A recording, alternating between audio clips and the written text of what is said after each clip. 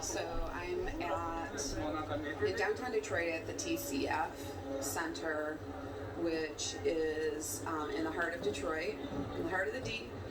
And I had a couple of people reach out to me and say, could you do another Facebook Live and explain where you're at and why you're here? You can see behind me, that giant room behind me is where they are contesting ballots. So something that's very interesting that happened here in Detroit is, I just talked to a guy that's been here all night. They were ready to shut down the precinct. They had counted all the ballots. Everything was good. Everything went smoothly. And then it was at about 4 a.m. that 3 vehicles arrived. A van, a Chrysler 300, and a Ferrari with 130,000 plus ballots. He said he was astonished as they started counting the ballots. He was astonished that every single ballot, like literally 100% of that 130,000 ballots were all Biden ballots that hadn't been delivered to the precinct before the cutoff time for this precinct. So obviously that's just a big irregularity, something that points to large-scale voter fraud, and it literally is being contested by the President of the United States in a lawsuit right now for the state of Michigan. We literally have people that watched it happen. I talked to people that are here, they're like, what? 130,000 ballots that haven't been verified, that are just being taken in. We have poll challengers that have been barred from being able to go into this room to challenge ballots. We've had GOP members removed from the room. You're allowed to have a certain number depending on the number of precincts. I think it's 134 precincts that we have in Michigan, or excuse me, not in Michigan, in this particular county, Wayne County, Michigan.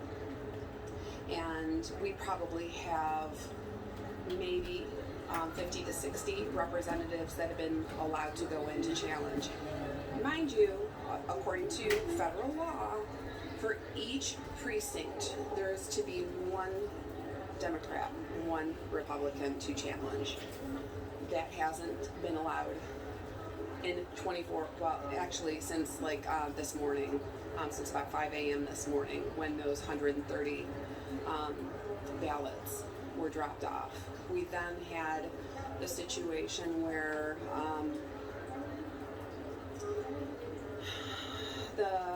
at one point that people here in Detroit who are poll challengers or poll watchers were being barred from the building based on an order from the governor and the Michigan Department of Health and Human Services, saying that capacity limits had been met. Now, mind you, that room had capacity limits. We didn't have the number of people that we were allowed to by law that we were supposed to have in the room.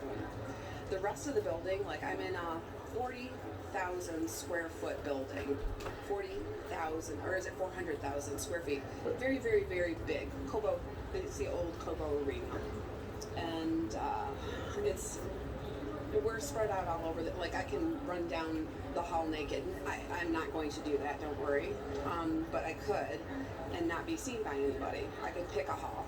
That's how not populated it is. So that we have the Michigan Department of Health and Human Services treating this like it's any regular day, not a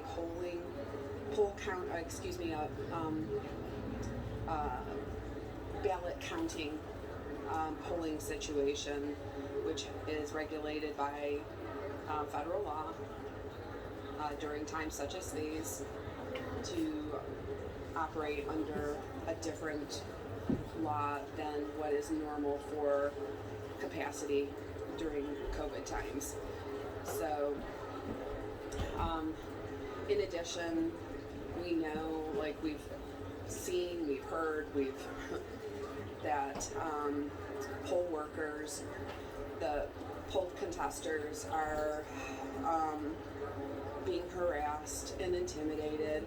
The ACLU was allowed in to the room and to interfere with somebody from the GOP to challenge a poll. I'm like, why does the ACLU get to have representation, but nonpartisan and Republicans are being barred from not only entering the challenge room, but also the building?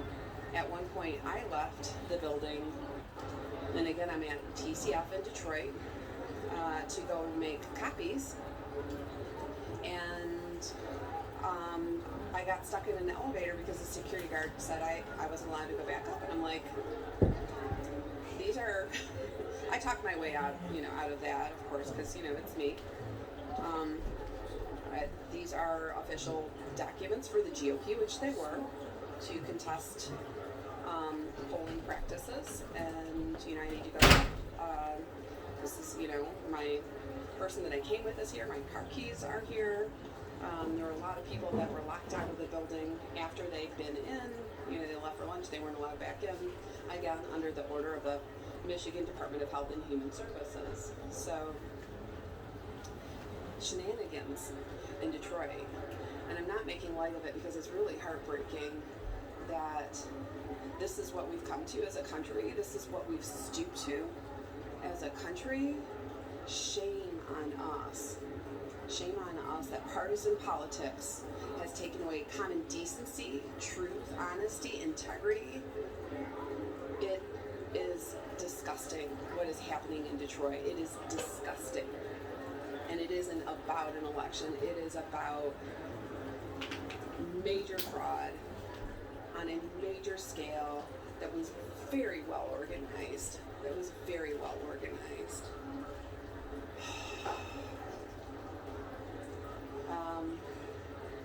So I'm just going to reverse the angle on the camera so that you guys can kind of see what's going on. I'll get as close as I can without getting arrested.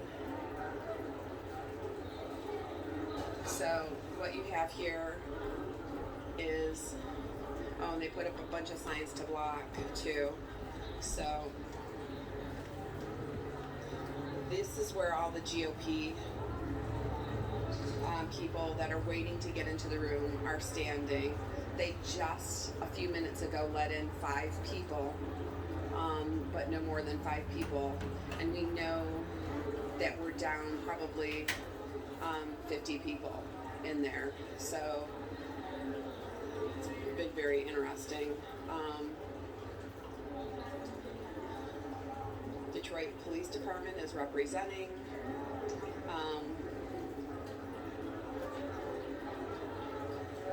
Again, when I got stuck in the elevator with the security guard told me that it was the management company for TCF Center that was making the call on locking people out. And so I tracked that person down and I talked to him and I have his business card. And he's like, no, it wasn't us. He's like, I don't know where that would be coming from. Michigan Department of Health and Human Services was also here and I chased him down.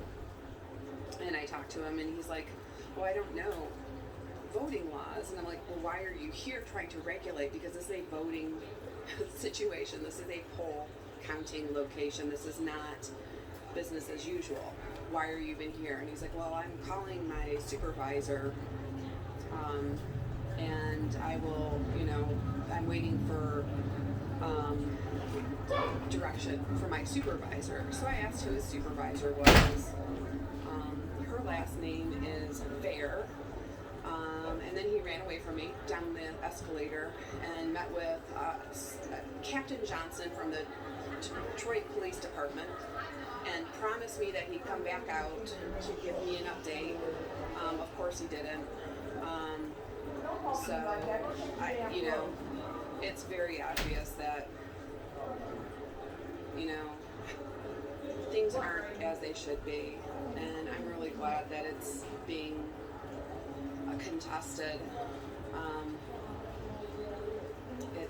It's really discouraging and it's a little bit heartbreaking, but I'm a person of faith and I believe that